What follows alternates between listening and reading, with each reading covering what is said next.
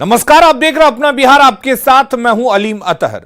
चुनावी रणनीतिकार प्रशांत किशोर ने बिहार में मुसलमानों का मुद्दा उठाकर सियासत को गरमा दिया है। जन स्वराज यात्रा पर निकले प्रशांत किशोर ने आखिर क्यों अल्पसंख्यकों को बंधुआ मजदूर कह दिया, देखिए ये रिपोर्ट।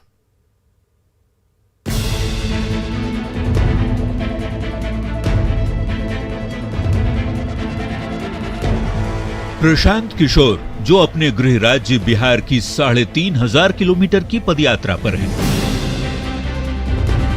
यात्रा के जरिए प्रशांत किशोर जन स्वराज अभियान को एक पूर्ण राजनीतिक दल के रूप में विकसित होने की कोशिश कर रहे हैं। आए दिन बयानों से सुर्खियों में रहने वाले प्रशांत ने इस बार मुसलमान राग छेड़ दिया है। पश्चिम चंपारण के एक गांव में जन स्वराज यात्रा को संबोधित करते हुए चुनावी रणनीतिकार ने अल्पसंख्यकों की स्थिति बंधुआ मजदूरों जैसी बता दी है। आपको भ्रम दे रहा है, आपको डरवा रहा है, इसलिए कि आपको बंधुआ मजदूर बना के रख लिया है एक दल ने। आप बंधुआ मजदूर की तरह एक ही दल को जाकर वोट करते हैं, अपने बच्चों के भविष्य के बारे में आपको चिंता नहीं है। मुसलमानों के बीच पहुंचे प्रशांत किशोर ने आरजेडी पर इन्हें गुमराह करने और भ्रम में रखने का आरोप लगाया। रोजगार को लेकर कह दिया कि जेडीयू और बीजेपी की जब सरकार थी तब भी हालात जस के तस बने हुए थे। अभी आरजेडी से 77 एमएलए है तो उसका एक ही मुख्यमंत्री है, ऐसा क्यों? इसलिए कि आरजेडी का दो ही पैर है, एम और वाई। तो दूसरा अगर उप मुख्यमंत्री बनाएगा तो लोग कहेगा कि भैया आप वो एम को बनाओ, तो काहे नहीं आपको बना दिया? अभी कैबिनेट बना है तो 14 को मंत्रालय एक वर्ग को मिला है। आपको कौन मंत्रालय मिला है उसको भी आप गणना कर लीजिएगा। कुछ नहीं मिलेगा, ना अभी है ना आगे मिलेगा, उनको भी पता है। आप जाइएगा कहाँ? जन स्वराज लाने के लिए निकले प्रशांत किशोर ने मुस्लिम राग यूं ही नहीं अलापा है। चुनावी रणनीतिकार से सियासत की पारी खेलने वाले इस खिलाड़ी को पता है कि राज्य की 11 विधानसभा की सीटें ऐसी हैं जहां 40% मुस्लिम आबादी है। 36 सीटों पर तो मुसलमान ही तय करते हैं उम्मीदवारों का भाग्य। आर्थिक, शैक्षणिक सहित विकास के पैमाने पर ऐसे इलाके पिछड़े हुए हैं। सियासी जमीन तलाश रहे प्रशांत किशोर पर नेताओं के हमले भी जारी हैं, जिन्हें हम आगे सुनाएंगे। वैसे प्रशांत किशोर के बयान ने बिहार की सियासत में उबाल जरूर ला दिया है। न्यूज़ 18 के लिए पश्चिम चंपारण से प्रफुल्ल कुमार के साथ ब्यूरो रिपोर्ट। और प्रशांत किशोर के मुसलमानों को लेकर दिए बयान पर सियासत भी तेज हो गई है। आरजेडी ने जहां खुद को गरीबों की पार्टी बताया तो वहीं कांग्रेस ने तुष्टीकरण का आरोप प्रशांत पर लगाया है, जबकि बीजेपी ने आरजेडी, जेडीयू और कांग्रेस पार्टियों का नाम लिए बगैर तंज कसा है। राष्ट्रीय जनता दल, माफ कीजिएगा प्रशांत जी, मैं आपसे कहता हूं, कभी भी सिर्फ मुसलमान यादव की पार्टी नहीं रही, बनी गरीब की पार्टी। और आज तक गरीब अलग अलग जातियों के हमारे वोटर हैं। तो बड़े क्रांतिकारी बनने चले थे प्रशांत किशोर जी, बड़ी बड़ी बातें कर रहे थे। उतर आए हिंदू मुसलमान पर, खुल गई राजनीति की पोल। वही शॉर्टकट, तोड़ो फोड़ो, समाज को आपस में लड़ाओ भिड़ाओ, भ्रम फैलाओ और राजनीति करो। तो ये तो शुरू से पृष्ठभूमि बनी हुई है। और प्रशांत किशोर जी अगर आज इस विषय को आईना दिखाने का काम कर रहे हैं तो मेरा मानना है कि पूरा आईना दिखाना चाहिए। आधा आईना दिखाकर केवल अपने लिए कुछ साधने का प्रयास नहीं करना चाहिए। पश्चिम चंपारण में प्रशांत किशोर ने एक बार फिर सीएम नीतीश कुमार पर निशाना साधा। प्रशांत किशोर ने कहा कि योगा पट्टी में इसलिए सड़क नहीं बनाई जा रही है क्योंकि एक बार कार्यक्रम में पहुंचे नीतीश कुमार के मंच पर किसी ने जूता उछाल दिया था। प्रशांत किशोर ने कहा कि 15 साल से करीब 1.5 लाख की आबादी परेशान है, लेकिन बिहार सरकार सड़क नहीं बना रही, इसलिए अब नए विकल्प की जरूरत है। देखिए नवलपुर बेतिया के जमीन रोड के हाल, जे 5 किलोमीटर चल जाए तो हमारे खांसी रुकते नहीं के सुबह से। हम तो एक दिन चलता नहीं, समझे कि गांव के आदमी हो जा कैसे जियता बतावता नहीं। अरे हम रुकल रही आदमी कहते भैया 20% आदमी के टीबी हो गए। आदमी कहता नहीं कि धूल इतना पड़ता कि टीबी हो गया। हम देखिए हम सुबह से खांसी नहीं के रुक, वही रोडवा पर चल के आवता नहीं, हतना में धूल बा। अब 15 बरिस से बा काहे बा लोग बतावल कि जोगा पट्टी में नीतीश कुमार आये उनको जूता चप्पल उछाल दिला उनका मंच पर। वही गुस्सा में वो आदमी रोडवे नहीं बनने दे रहा। बताइए वाला। और अब बात करते हैं शिक्षक बहाली को लेकर आंदोलन की, जो पटना की सड़क पर फिर आज देखने को मिला। 7वें चरण में बहाली की मांग को लेकर अभ्यर्थी त्योहार खत्म होते ही फिर से राजधानी में डेरा जमाने लगे हैं। सरकार से बहाली की मांग पूरी होने तक आंदोलन की चेतावनी दी जा रही है।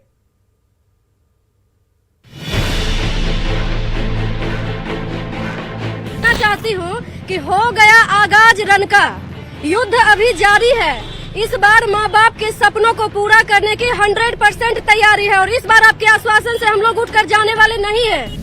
हाथों में तख्तियां लेकर बीटेट और सीटेट पास अभ्यर्थी फिर से राजधानी पटना में इकट्ठे होने लगे हैं। गर्दनीबाग में शिक्षक अभ्यर्थी मांगे पूरी होने तक आंदोलन पर डटे रहने की बात फिर से दोहरा रहे हैं।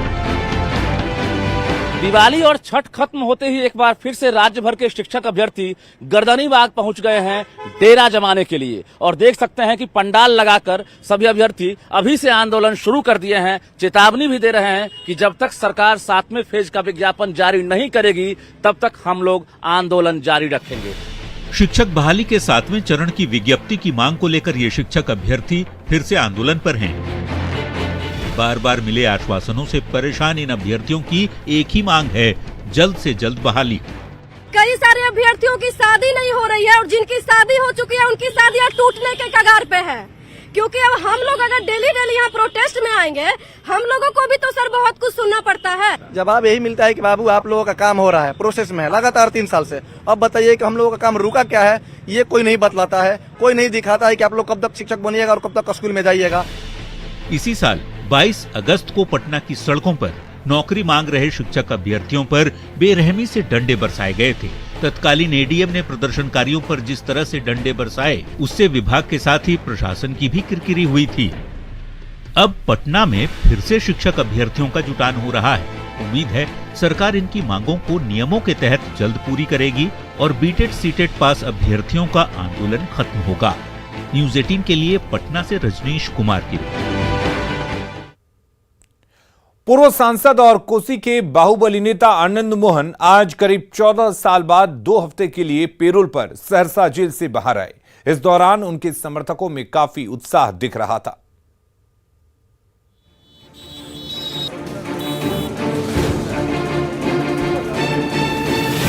पूर्व सांसद आनंद मोहन 14 साल बाद 15 दिनों के पैरोल पर शुक्रवार को मंडल कारा सहरसा से बाहर निकले।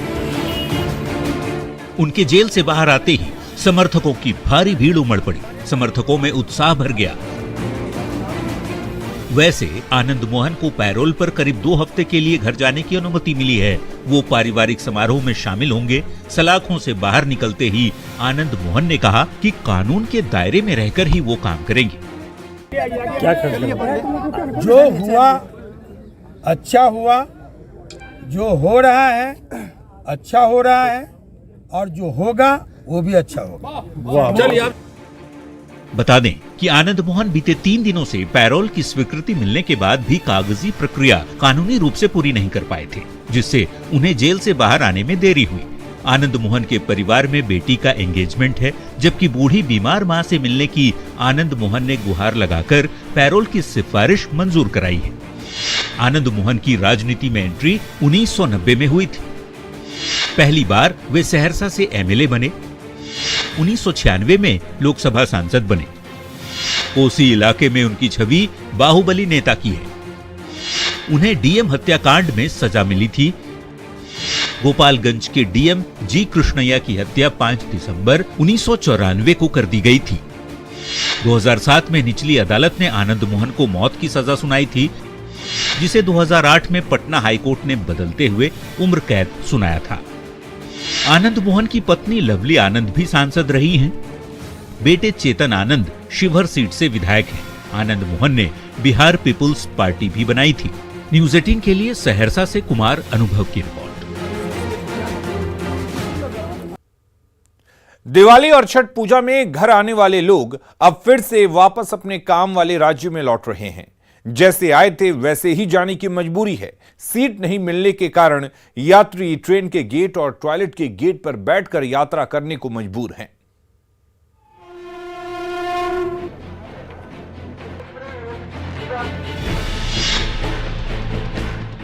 तारीख बदल गई, तकदीर नहीं बदली।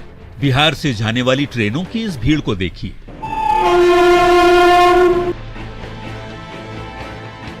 जितने लोग सीट पर बैठे हैं उससे कई गुना ज्यादा सीट के नीचे और उससे भी ज्यादा दरवाजे पर लटक कर जाने को मजबूर हैं। नहीं हो रहा, टिकट नहीं मिल रहा है जनरल में सर, ऐसे जाना पड़ रहा है लटक के। हम लोग को कमाने वाला आदमी है, दिल्ली जा रहे हैं कमाने के लिए, यहाँ कोई रोजगार नहीं है, सरकार को रोजगार नहीं देता है बिहार में, इसीलिए दिल्ली जाना पड़ता है, बम्बई जाना पड़ता है कमाने के लिए। न तो ये किसी एक दीपक की कहानी है और न सिर्फ एक भागलपुर से आनंद विहार तक जाने वाली विक्रमशिला एक्सप्रेस का ही हाल है। बिहार से बाहर जाने वाली सभी ट्रेनों का ऐसा ही हाल है। बिहार में रोजगार मिलता नहीं, मजबूरी में बिहार से बाहर जाना जरूरी है, लेकिन ट्रेनें कम हैं, ट्रेनों में सीट कम है और बिहार में बेरोजगार ज्यादा। यह ट्रेन जो है विक्रमशिला ट्रेन है और यह ट्रेन जो है यहाँ से दिल्ली जाएगी और ट्रेन की क्या स्थिति है वो हम आपको दिखाते हैं। किस तरह से जो लोग छठ पूजा मनाने के लिए घर आए हैं और वो वापस लौट रहे हैं और ट्रेन में जगह नहीं है, टिकट नहीं मिल पाया है, जिस कारण से वो लोग रास्ते पर बैठे हैं, टॉयलेट की जगह पर बैठे हुए हैं। कोई ट्रेन के फर्श पर बैठा है तो कोई टॉयलेट के पास। जिसने रिजर्वेशन कराया है उसे भी बैठकर ही जाना पड़ेगा, क्योंकि क्षमता से कई गुना ज्यादा लोग ट्रेन में खड़े हैं। सरकार को और ये स्पेशल ट्रेन चलाना नहीं चलाएंगे तो ऐसे पोजीशन में तो आदमी कैसे जाएगा, तो मर जाएगा। बहुत दिक्कत हो रहा है बेटा, बहुत दिक्कत। 24 घंटा के सफर है, 24 घंटा के सफर में सरकार से स्पेशल ट्रेन चलनी चाहिए, तो चलना नहीं चाहिए। ये कोई एक साल की कहानी नहीं है। बिहार के बाहर कमाने के लिए जाना, धक्के खाते हुए पर्व त्योहार में आना और फिर धक्के खाते हुए वापस लौट जाना बिहार के लोगों की नियति बन चुकी है। बिहार आए थे, छठ में आए थे, बाहर जा रहे हैं लोग, फिर जहाँ से आए थे बहुत दिक्कत, आप देख नहीं रहे हैं। ट्रेन में जगह नहीं, राज्य में रोजगार नहीं, क्या करें? परदेश लौटने की फिर वही दर्द भरी कहानी है। जैसे आए थे वैसे ही जाना है। न्यूज़ 18 के लिए भागलपुर से विकास कुमार सिंह और पटना से धर्मेंद्र की रिपोर्ट।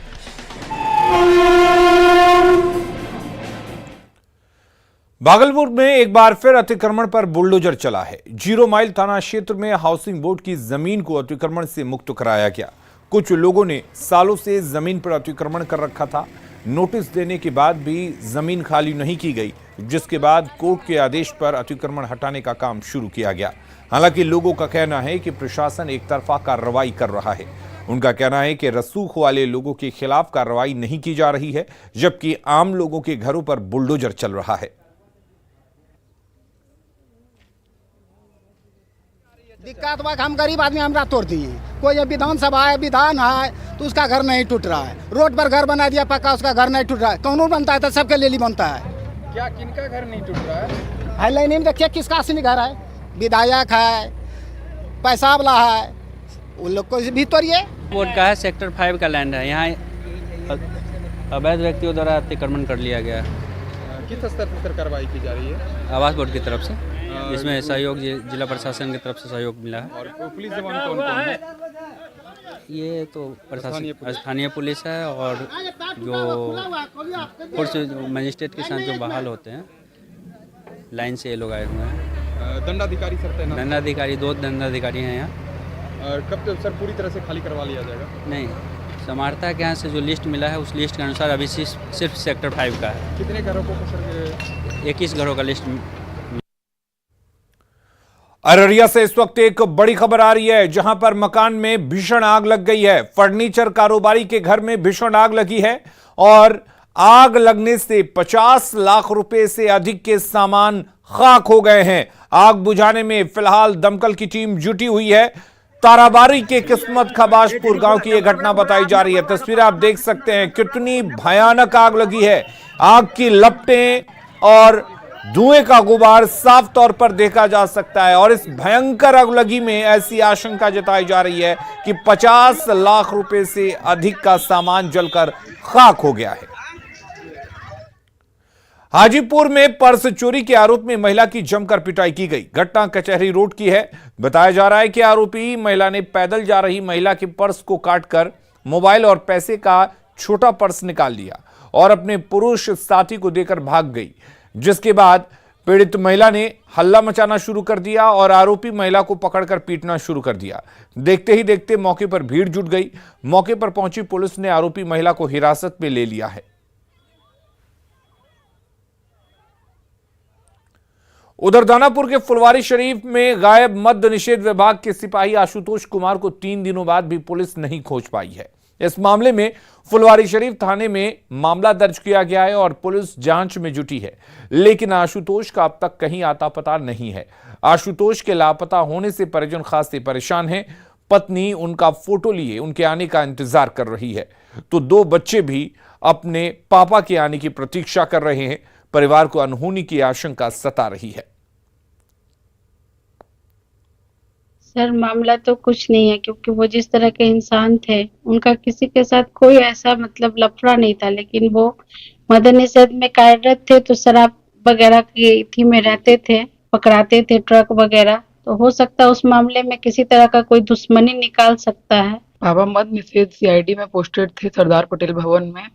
1 तारीख को वो घर से निकले थे 11 बजे, तो उनसे फिर उनका घर से निकलते के साथ 10 मिनट के बाद फोन ऑफ हो गया था।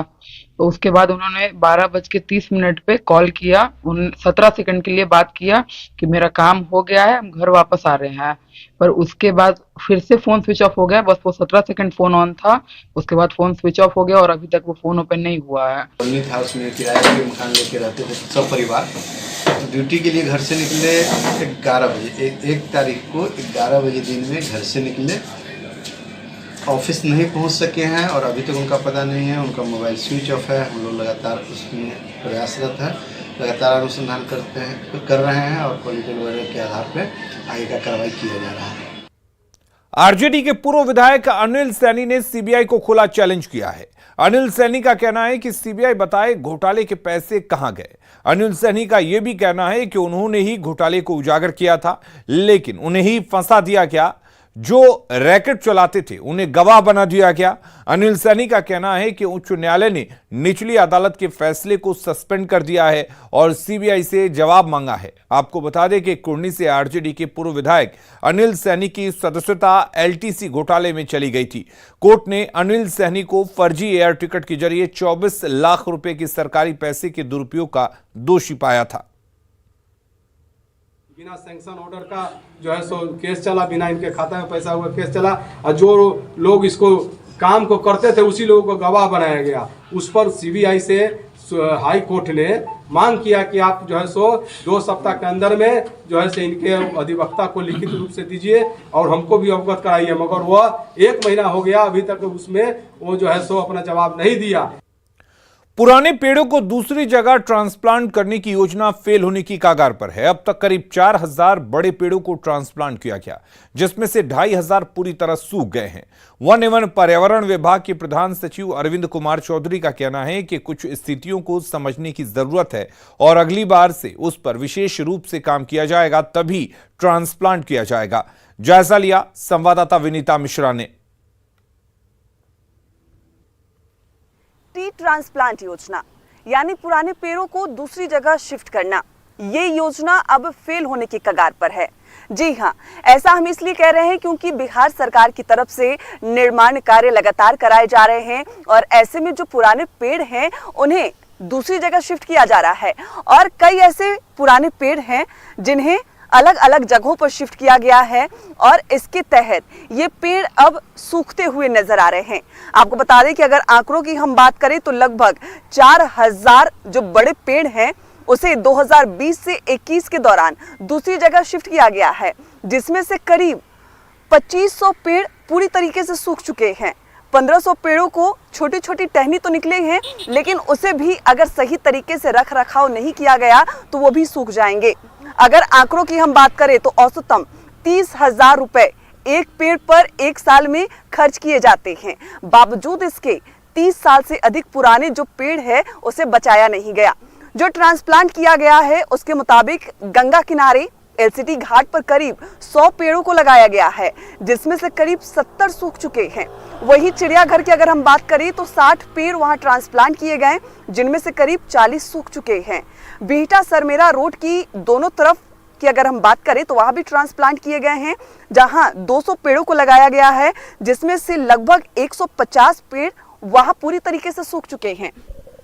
और ये तस्वीर हम फिलहाल आपको मरीन ड्राइव के किनारे की दिखा रहे हैं, जहां पर सरकार की तरफ से ये पुराने जो पेड़ है उसे लगाए गए हैं और ये तमाम पेड़ उस क्षेत्र के हैं जहां पे निर्माण कार्य चल रहे थे। वहां पे सड़कों को चौड़ीकरण किया जा रहा है, उन जगहों पर से इन पेड़ों को यहाँ ट्रांसप्लांट किया गया और उम्मीद यही की जा रही थी कि जिस तरीके से जो खर्च किए जा रहे हैं इन पेड़ों में टहनियां निकलेगी और पेड़ यहाँ लहलहाते हुए नजर आएंगे। लेकिन रख रखाव के अभाव के कारण 4000 पेड़ों में से सिर्फ 1500 ऐसे पेड़ बचे हैं जो अभी हरे भरे नजर आ रहे हैं, लेकिन 2500 पेड़ सूखे हुए हैं।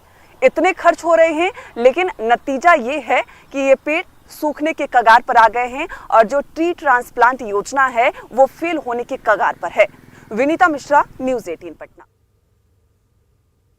बिहार में है क्रिकेटर विराट कोहली के हमशक्ल, नाम है मुशर्रफ आजम। मुशर्रफ बिहार शरीफ के रहने वाले हैं। मुशर्रफ की कद काठी और चेहरा हूबहू विराट कोहली से मिलता है। लोग उसे विराट कोहली ही समझ लेते हैं और ऑटोग्राफ लेने लगते हैं। मुशर्रफ भी क्रिकेट के शौकीन हैं। सामान्य परिवार से आने वाले मुशर्रफ की इच्छा भी देश के लिए क्रिकेट खेलने की रही है। परिवार में मां और 2 बहनें और भाई हैं।